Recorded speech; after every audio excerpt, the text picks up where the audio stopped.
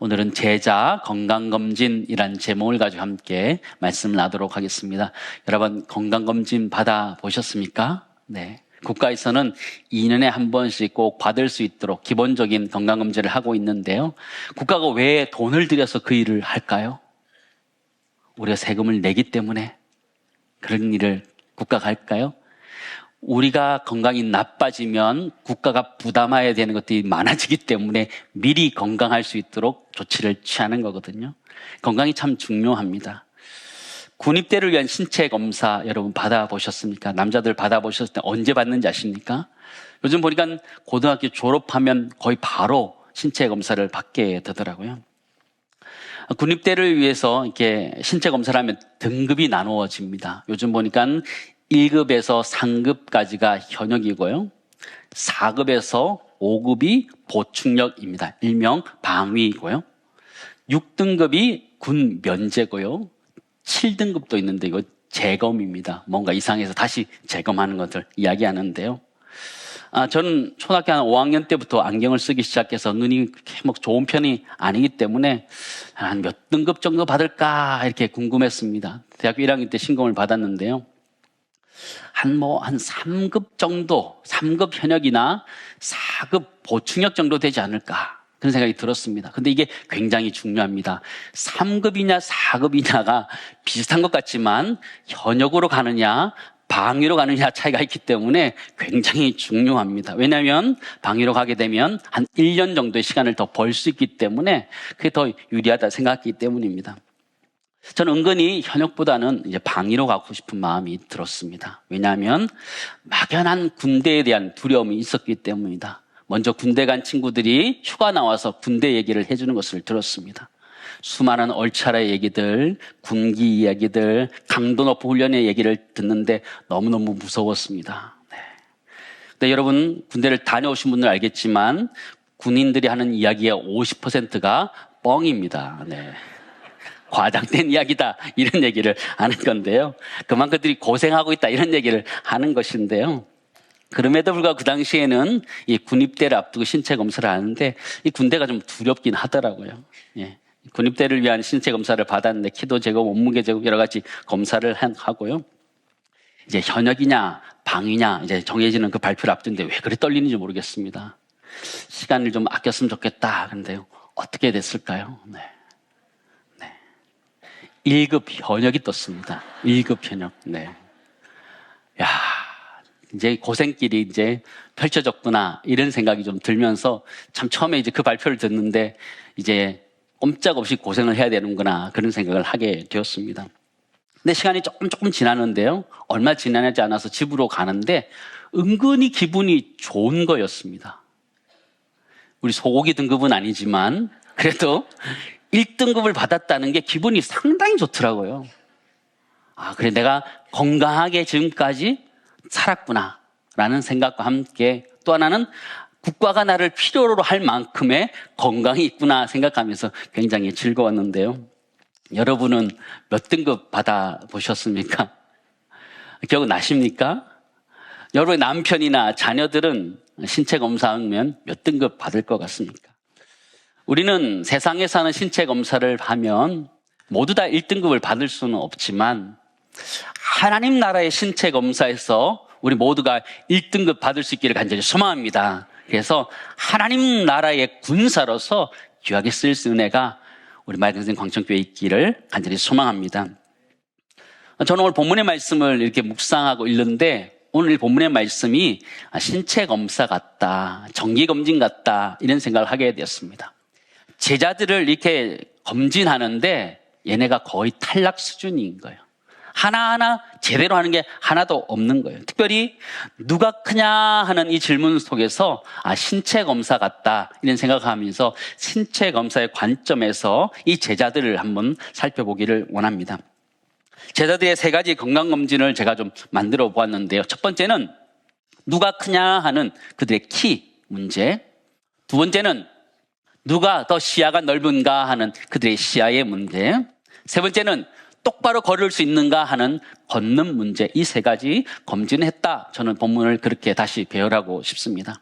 첫 번째 신체 검사 누가 크냐 하는 부분을 먼저 살펴보고자 합니다. 46절 말씀 보실까요? 제자 중에서 누가 크냐 하는 변론이 일어났다라고 있어요. 누가 제자들 가운데 최고인가, 더 위대한가, 이런 얘기를 하는 것이죠. 저는 이 질문을 할 때 한마디가 제 마음속에 떠올랐습니다. 뭐라고 했을 것 같아요? 도토리 키재기다. 고만고만한 제자들끼리 누가 위대하냐, 이런 얘기하고 있는 거예요. 근데 이런 얘기를 하고 있는 상황이 너무 웃긴 거예요. 왜냐하면 바로 직전에 예수님께서 무슨 이야기를 하셨냐면 본인이 십자가에서 죽으실 것, 고난받으실 것을 이야기했는데 제자들은 그 생각은 다 잊어버리고 도리어 자기가 예수님께서 영광스러운 영광스러운 보좌에 앉으실 때 자기가 어떤 위치에 있을까, 어떤 지위에 가질까를 생각하면서 서로가 더 잘났다고 자랑하고 있는 이런 모습을 보는 것이죠. 제자들의 모습을 예수님께서 보실 때 얼마나 답답했을까, 그런 생각이 듭니다. 얘네 신체 검사 다시 해야 된다, 이런 생각이 할 것 같아요. 아무튼 그러면서 기준이 될 수 있는 것을 하나 제시하게 됐는데 그것이 무엇이냐면 어린아이였습니다. 어린아이를 이 어른인 제자들 앞에 세워서 비교하게 된 것이죠. 47절, 48절 말씀 보시기 바랍니다. 같이 읽겠습니다.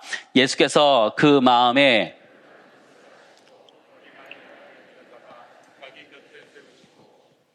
그들에게 이르시되 누구든지 어린아이를 영접하면 곧 나를 영접함이요 또 누구든지 나를 영접하면 곧 나를 보내신 이를 영접함이라. 너희 모든 사람 중에 가장 작은 그가 큰 자니라.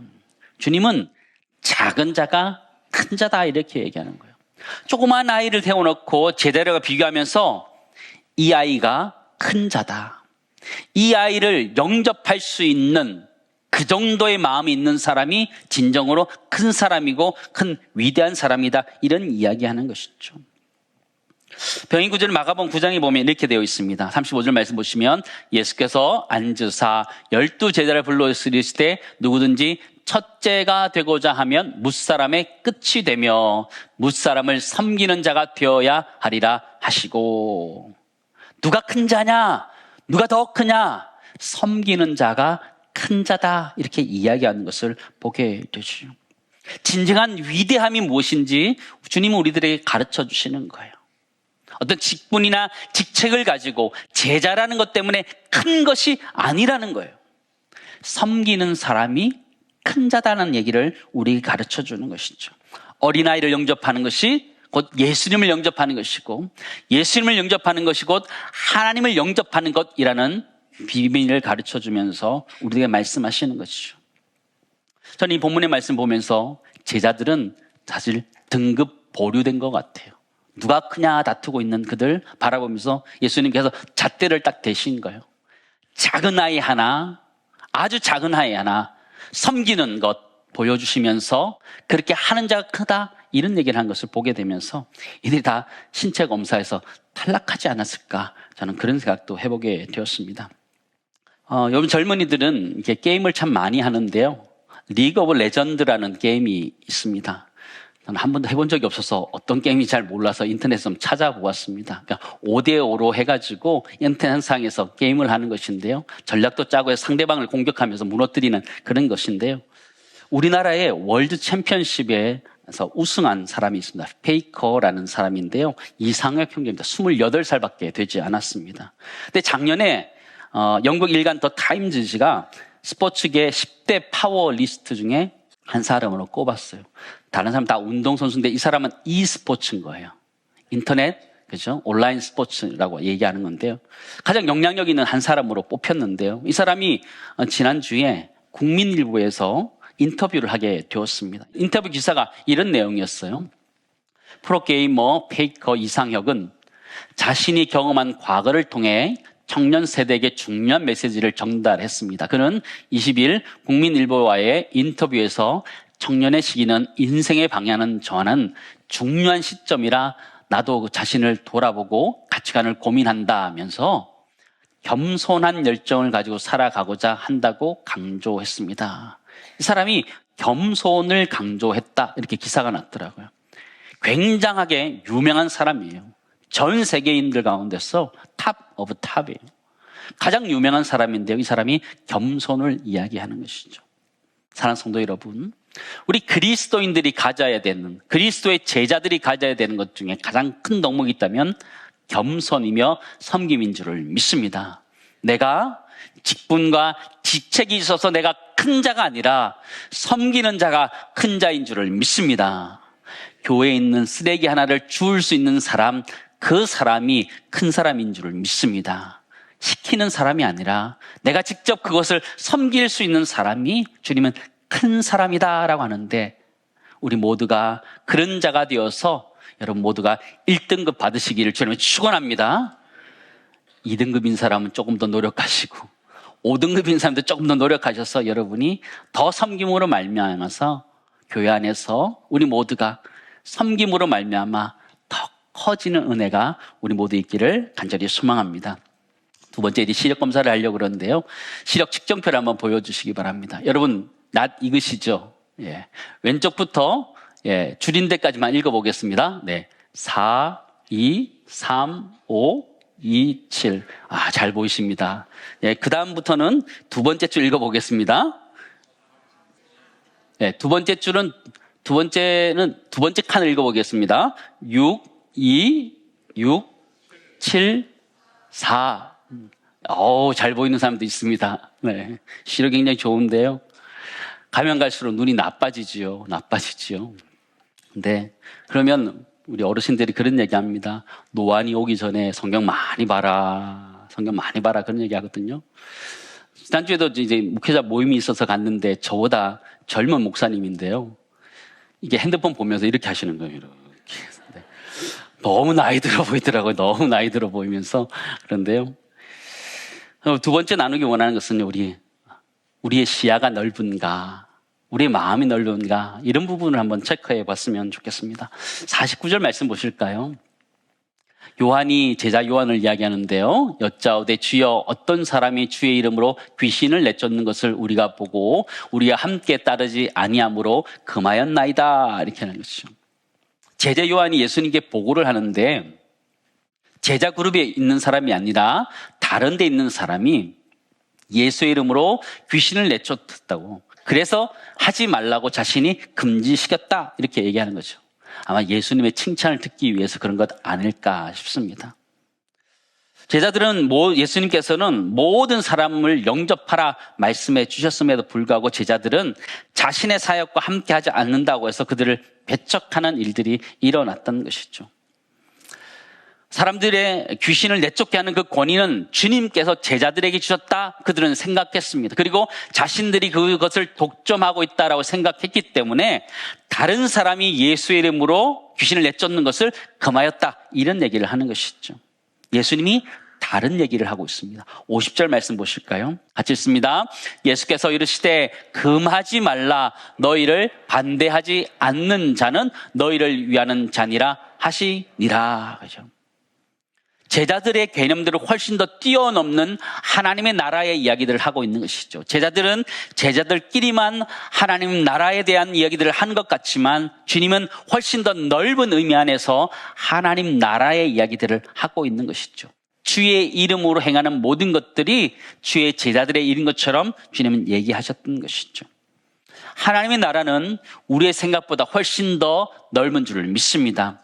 우리가 알고 있는 것, 우리가 생각하는 것보다 훨씬 더 넓은 것이 하나님 나라라는 것을 여러분 꼭 기억하시기 바랍니다.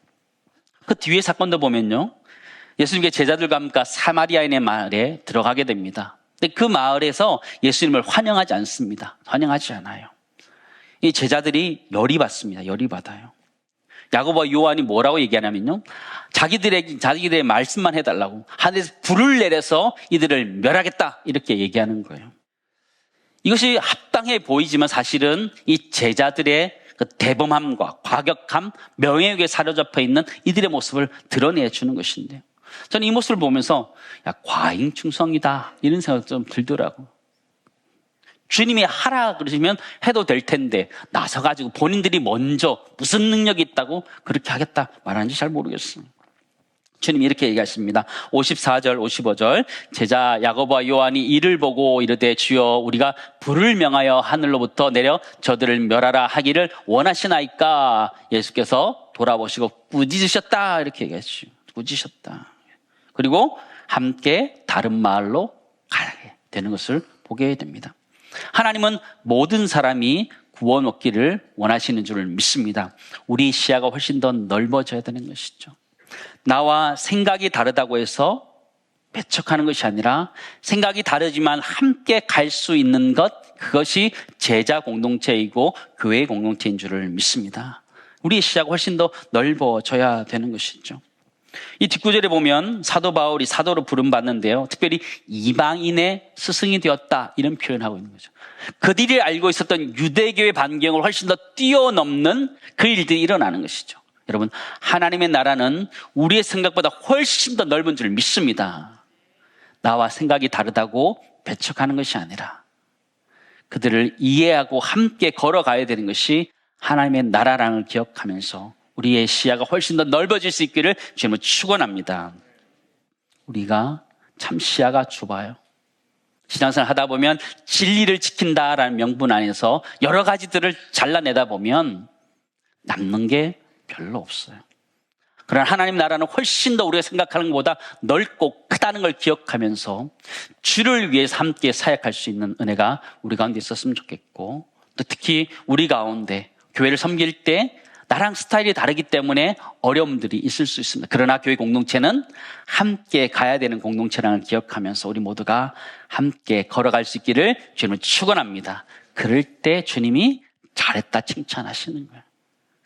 주님이 말씀하실 때, 신체 검사하듯이 우리를 측정하실 때, 측량하실 때 잘했다 말씀하게 되는 줄을 믿습니다. 세 번째 신체 검사 하나 더 하기 원하는데요, 하나는 걷기, 똑바로 걷는 것, 이런 이야기를 좀 함께 나눴으면 좋겠습니다. 저랑 아내가 이렇게 유심히 보는 프로그램이 하나 있습니다. 함블리라는 것인데요, 여러분 뭔지 아십니까? 예, 한문철의 블랙박스 리뷰라는 프로그램을 자주 봅니다. 운전하시는 분들은 여러분 꼭 좀 열심히 보셨으면 좋겠습니다. 꼭 좀 보셨으면 좋겠습니다.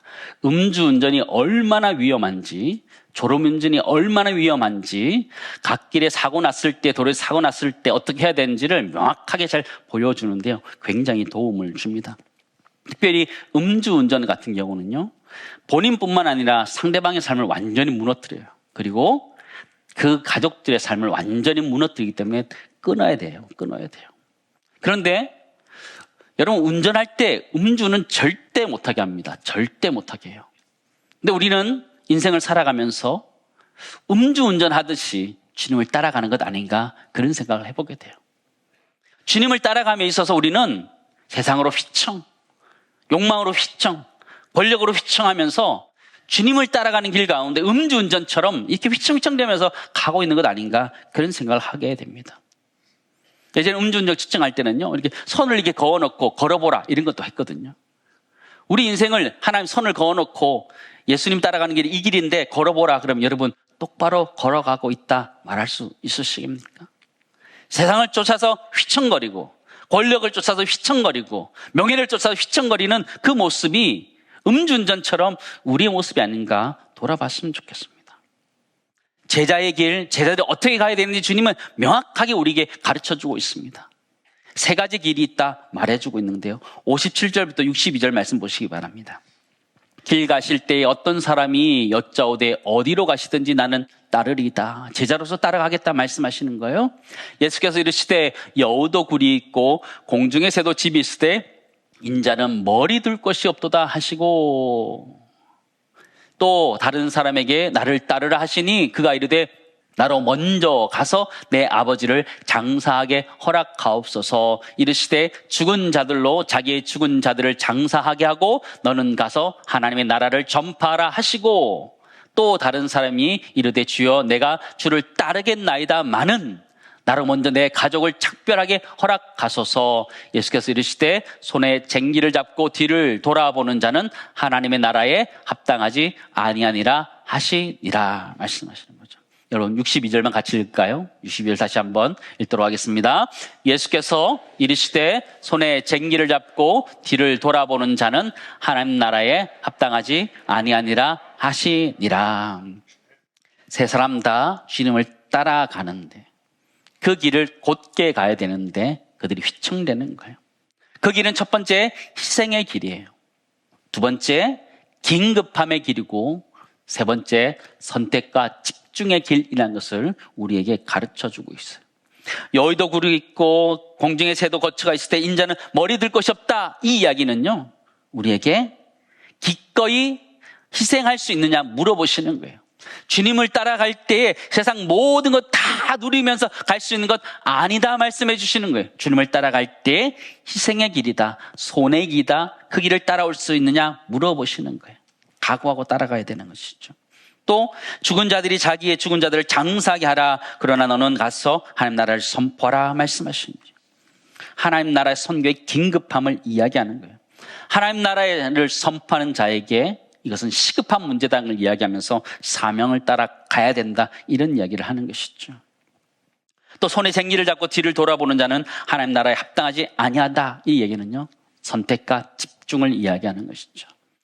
하나님 나라를 위해서 집중해야 되고 선택해야 된다, 이런 이야기들을 하고 있는데요, 우리 모두가 그 길을 걸어갈 수 있기를 간절히 소망합니다. 여러분 잘 걷고 계신 거죠? 음주운전 아니신 거죠? 네. 신앙에 음주운전하면 큰일 납니다. 하나님이 이렇게 가라 말씀하시는데 세상을 쫓아서 왼쪽으로 오른쪽으로 휘청휘청 나는 그런 음주운전이 아니라 주님이 원하시는 그 길을 아름답게 따라가는 은총이 우리 가운데 있기를 간절히 소망합니다. 이제 말씀을 정리하면서요, 하나님께서는 제자들에게 한 사람 한 사람 제자들이 어떤지 체크하셨는데 성경을 쭉 살펴보시면 제자들이 칭찬받는 게 하나도 없습니다. 다 등급 보류입니다. 등급 보류. 여러분 우리의 삶도 한번 돌아봤으면 좋겠습니다. 이제 12월 달이고 이제 다음 주면 12월이 되는데 올 한 해 지나오면서 하나님이 우리에게 신앙에 있게 건강검진을 했을 때 여러분 과연 몇 등급 정도 하실 수 있으십니까? 주님은 우리들에게 지금 물어보시는 거예요. 너는 하나님 나라의 군사로 너는 할 만하냐, 되어 있냐 물어보시는데 우리 모두가 다시 한번, 여러분 그렇잖아요. 정기검진 앞두고 여러분 몸 만들어요, 안 만들어요? 몸 만든 다음에 정기검진 하잖아요. 그런 것처럼 여러분 연말 다 되기 전에 우리의 신앙들 다시 한번 점검하고 다시 한번 조정해서 다시 하나님 앞에 똑바로 서서 제대로 하나님 앞에 신검받아서 하나님 나라의 군사로서 1등급 받는 은혜가 우리 교회 가운데 있기를 간절히 소망하고, 그것이 우리의 영적인 건강이며 우리의 행복이라는 걸 기억하며 그런 은혜로 살아갈 수 있기를 소망합니다.